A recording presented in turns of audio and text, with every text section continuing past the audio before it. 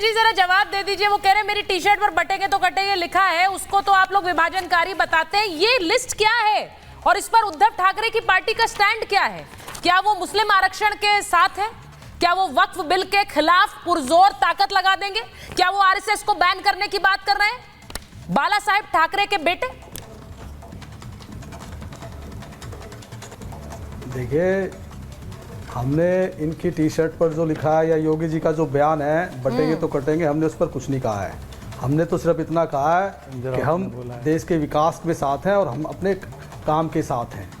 दूसरा, आरएसएस पर बैन लगाने की बात तो हिंदुस्तान में कौन कर सकता है। तीसरा, मौलानाओं की सैलरी 6,000 से 18,000 करने की बात इन्होंने की है, तब ये अपने आप को नहीं देखते। और ऐसे बहुत से संगठन हैं, ऐसे बहुत से पॉलिटिकल पार्टियां जिनके साथ, जो हिंदुत्व विरोधी है, जो इनके साथ बैठे हुए हैं।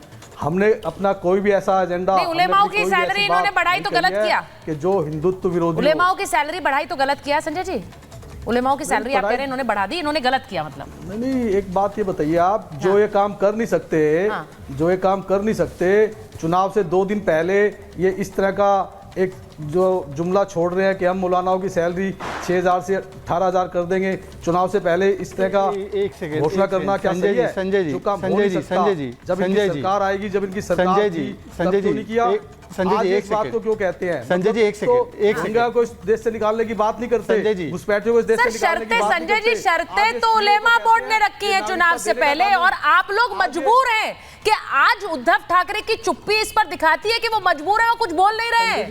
एक सेकंड, मैं माफी चाहता हूं, मैं बीच में आपके नहीं बोलना चाह रहा था। पहले तो संजय जी, चिट्ठियां तो बहुत बोलिए क्या होता है, चिट्ठियां तो बहुत से लोग, संजय जी सुनिए जरा, बोलिए। कितने लोग लिखते हैं? अरे भाई, शरद पवार जी और नाना पटोले की चिट्ठी पर सुन लीजिए मेरी बात। संजय राउत ने बाकायदा बटोगे तो कटोगे का विरोध किया है, पहली बात। दूसरी बात, मैं पूछना चाहता हूं, ये 10% मुस्लिम को रिजर्वेशन जो एजुकेशन और पुलिस में देंगे, सुन लीजिए सर सुन लीजिए, तो ये किसका काट के देंगे? ओबीसी का आरक्षण काट कर आप मुसलमानों को देना चाहते हो धार्मिक आधार पर? ये आंबेडकर जी के साथ है, आंबेडकर जी के खिलाफ है। हमने कुछ नहीं कहा ऐसा। अरे ये मान लिया है, नाना पटोले बोल रहे हैं की आम्ही या मांगावर निश्चितपणे पाऊले उचलू, मतलब कि हम स्टेप लेंगे। आप ये बोल रहे हैं चिट्ठी कोई भी लिख देता है, चिट्ठी शरद पवार की तरफ से, उनकी पार्टी की तरफ से गई है संजय जी, चिट्ठी गई है नाना पटोले की तरफ से। वो कह रहे हैं कि हम इन पर विचार कर रहे हैं। समर्थन के लिए बहुत बहुत धन्यवाद। शरद पवार की पार्टी तो ये कह रही है, वो तो धन्यवाद कह चुके हैं भाई, वो धन्यवाद कह चुके हैं। अब आप उनको भी नकार दीजिए। मैं 1 मिनट, इसको मैं जरा आगे बढ़ा रही हूँ, क्योंकि ये अजय वर्मा जी के पास एक बार जाती हूँ। अजय वर्मा जी जरा बताइए, कांग्रेस पार्टी इन शर्तों के साथ खड़ी है क्या? वक्फ का खुलकर विरोध करिए, वक्फ बिल का, इसके साथ खड़ी है?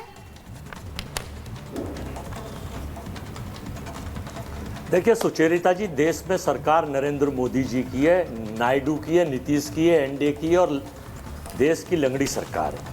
2016 में 16 नवंबर को इस देश के करोड़ों अरबों लाखों महिलाओं को लाइन पे लगा के नोटबंदी का काम करने का और देश बर्बाद करने का काम जो किया था, तो देश की सरकार के मुखिया से ही तो आदेश से होता है।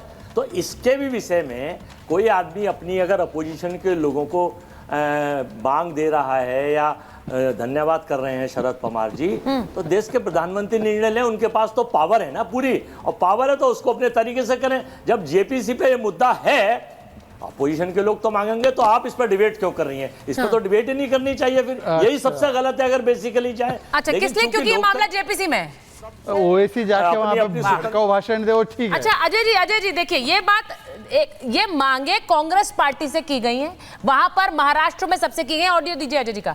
मैं ये कह रही हूं कि सबसे मांगे की जा रही हैं चुनाव से पहले, आपके नेता एंगेज कर रहे हैं उन मांगों को और हम उस पर डिबेट भी ना करें, हम उस पर बात भी ना करें। इससे तो सीधा क्लियर है कि जेपीसी में भी क्या मांग रहेगी भाई। थोड़ी देर पहले मैं ये बता रहा हूं, थोड़ी देर पहले अभी चर्चा हो रही थी कि बटेंगे कटेंगे, वो उस मुद्दे से हम पे कोई इफेक्ट नहीं है, लेकिन अजीत पवार पुरजोर विरोध कर रहे हैं, इनके घटक दल प्रफुल्ल पटेल का बयान पुरजोर टीवी पे चल रहा है, इनका घटक दल की ये ऐसे जुमला है, बाहर के मुख्यमंत्री आते हैं करते रहते हैं, इनका कोई असर नहीं है महाराष्ट्र में, और यहाँ बैठकर ये ज्ञान की किताब बांट रहे हैं। सर मैं डिबेट आज बटेंगे कटेंगे पे कर भी नहीं रही हूँ, मैं आपको बता दूं। नहीं, इस पर हमने बहुत डिबेट्स कर लिया अजय जी। वो तो शहजाद एक टी शर्ट पहन कर आया तो उसका जिक्र हुआ, लेकिन उस पर हमने बहुत डिबेट्स कर ली, आप भी उन डिबेट्स में आए। आज मुद्दा ये है कि क्या मुसलमानों के आरक्षण के साथ कांग्रेस पार्टी खड़ी है? टी शर्ट पे अभी जो लिखा हुआ दिखाया था, वो औरंगजेब ने दिखाया था क्या? अभी टी शर्ट पे लिखा हुआ किसने दिखाया? सर अगर वो टी शर्ट पहन के आए तो क्या करूं मैं? टीवी पे किसने दिखाया था? इस पर डिबेट नहीं है, ये बता दूं आपको। देखो, एक रहेंगे तो औरंगजेब ने दिखाया था क्या? एक रहेंगे तो सेफ रहेंगे। मेरी समझ में नहीं आता है। आपको औरंगजेब ही याद आया? प्लीज, मैं इनके मुहावरे और एग्जाम्पल भी इनके वोट बैंक के हिसाब से ही है। मेरी पूरी सुन लीजिए। मुहावरे और एग्जाम्पल में भी पृथ्वीराज चौहान याद नहीं आ रहा, छत्रपति शिवाजी महाराज याद नहीं आ रहा, औरंगजेब की औलादे ही है। राजनीतिक रूप से आप औरंगजेब की औलादे। यहाँ बैठकर उनके वंशज यहाँ बैठकर औरंगजेब के वंशज यहाँ बैठकर के लोगों को औरंगजेब के वंशज बोल रहे हैं। संजय गुप्ता आपको क्या बोल रहे हैं? संजय गुप्ता जी देखे क्या बोल रहे हैं? नमन करो उनको, बोल रहे हैं आपको कि आप औरंगजेब के वंशज हैं। तो बताइए, ये तो मैंने एक्सपेक्ट नहीं किया वालों से। ये मैंने एक्सपेक्ट नहीं किया था कि अपने ही साथियों को औरंगजेब की औलाद बोल दोगे आप। एनीवे, मैं 2 सवाल पूछना चाहता हूं।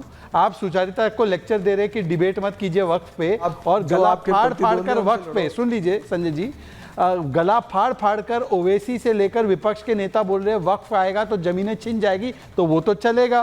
और वक्फ की कोई जमीन हड़पी नहीं है। किसानों की विजयपुरा में जमीन वक्फ को दे दी। अभी मुनम्बम की जमीन केरला में 600 परिवार रह रहे, वो भी वक्फ को दे दी। तो आगे का प्लान क्या है? आरक्षण भी मुसलमानों को, जमीन भी किसानों की वक्फ को। अब मैं जरा अतीकुर रहमान साहब को डिबेट में ले आऊं। अतीकुर रहमान साहब को बोला औरंगजेब की आचार्य राज मिश्रा, अच्छा उनको बोल रहे हैं। क्या बोला आपको देखा आपने? अच्छा अतीकुर रहमान साहब, कल आप मेरे साथ एक डिबेट में थे, आप ये कह रहे थे कि वो जो फतवे जारी हो रहे हैं मस्जिदों से वो सही है, क्योंकि हम ये तो नहीं कह सकते हैं कि बीजेपी को वोट करो इसलिए हम फतवे जारी कर रहे हैं। आपने उसे सही ठहराया। आज मुझे बताइए, मुझे नहीं लगता मुझे आपसे सवाल पूछना भी चाहिए, लेकिन क्या वोट के लिए ये कहें कि आरक्षण दीजिए, वोट के लिए कहें वक्फ बिल का विरोध करिए, ये सही है? मुझे लगता है आपका जवाब, मैं पूछ तो रही हूं, मुझे पता है जवाब क्या है। सुचारिता जी, हमारे उलेमा जो है ना बड़े मासूम होते हैं। अच्छा। और जो इलेक्शन स्ट्रेटेजी होती है ना, वो पता ही नहीं जाती है। फिर भी मैं आपको बता रहा हूँ हमारी इलेक्शन स्ट्रेटेजी क्या है। और मैं ये उलेमा बोर्ड जिन्होंने ये 17 डिमांड रखे हैं, मैं उनसे भी कहना चाहूंगा कि ये डिमांड वापस ले लें। एक डिमांड भी आपका पूरा होएगा नहीं।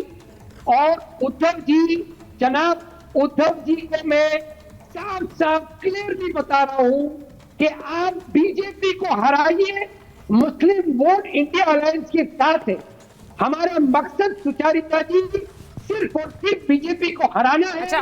क्योंकि देश बचेगा तो मुसलमान बचेगा, संविधान बचेगा। अच्छा, तो कुछ साल पहले मुझे लगता है, अगर मैं कहूं 3 साल पहले तक किसी ने सोचा होगा अतीकुर रहमान साहब के बाला साहेब ठाकरे की पार्टी के लिए एक इस्लामिक स्कॉलर बोल रहे होंगे कि मुस्लिम वोट आपके साथ होगा? ये किसी ने सोचा नहीं होगा, लेकिन ये आज हो रहा है। इसीलिए शायद उद्धव ठाकरे चुप है आचार्य जी, क्योंकि उद्धव ठाकरे को अभी तक समझ नहीं आ रहा है कि इसका समर्थन मैं करूं कि नहीं, क्योंकि वो हिंदू हृदय सम्राट बाला साहेब ठाकरे के बेटे हैं और आज वो मुस्लिम आरक्षण की बात करेंगे। सबसे पहले तो एक बात तो बड़ा स्पष्ट हो गया कि इस देश में, मैं खैर किसी पार्टी को रिप्रेजेंट नहीं करता हूं, मैं बड़ा स्पष्ट कह रहा हूं, लेकिन अतीकुर रहमान साहब ने यह बड़ा क्लियर कह दिया कि जो हिंदुओं को हराएगा, मतलब जो बीजेपी को हराएगा, मुस्लिम उसके साथ होंगे। इट मींस हिंदू बीजेपी के साथ है। हाँ। ये खुल करके अतीकुर रहमान साहब ने यहां पर बता दिया। लेकिन मैं एक बात, अभी 10 मांगों को लेकर के बात हो रही थी सुचारिता जी, मुझे लगता है कि कहीं ना कहीं मौलाओं के पास या एक स्पेशल कम्युनिटी के पास जो हमारी पुरानी सरकारें रही हैं ना, उनकी कोई ना कोई सीडी, कोई ना कोई वीडियो रिकॉर्डिंग तो पक्का है। जिस कारण से इस देश में मुझे बड़ा अचंभा लगता है, जब मैं कई बार पढ़ता हूं, मैं कई बार देखता हूं, तो मुझे लगता है ये क्या हो रहा है।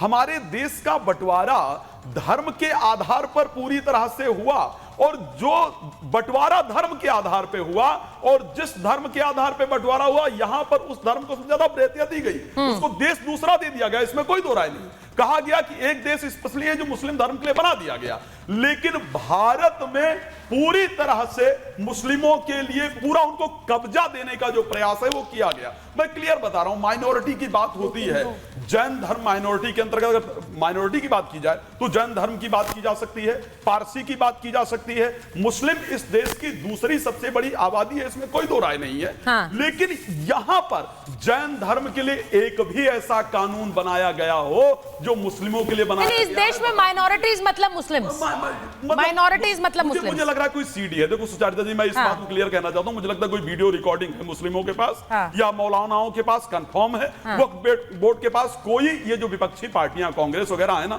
कोई सीडी इनकी जरूर है, जिस कारण से मुस्लिम पर्सनल लॉ बोर्ड बनाया। बोले नहीं बनाओगे तो सीडी दिखा देंगे पक्का। जिस कारण से वक्फ बोर्ड बनाया, बोले हाजी नाजिम साहब हंस रहे हैं। एक कानून दिखा दो भाई, एक कानून सिंगल दिखा दो जो इस देश में हिंदुस्तान, हिंदुओं के लिए ये देश बना था, और उन हिंदुओं के पास मुस्लिम पर्सनल लॉ बोर्ड जैसा एक कानून आपने नहीं बनाया, वक्फ बोर्ड जैसा एक कानून इस देश में नहीं बनाया। चलो माइनॉरिटी की बड़ी इज्जत थी भाई, पारसियों के लिए एक कानून बता दो जो मुस्लिम पर्सनल लॉ जैसा बनाया हो या वक्फ बोर्ड जैसा बनाया हो।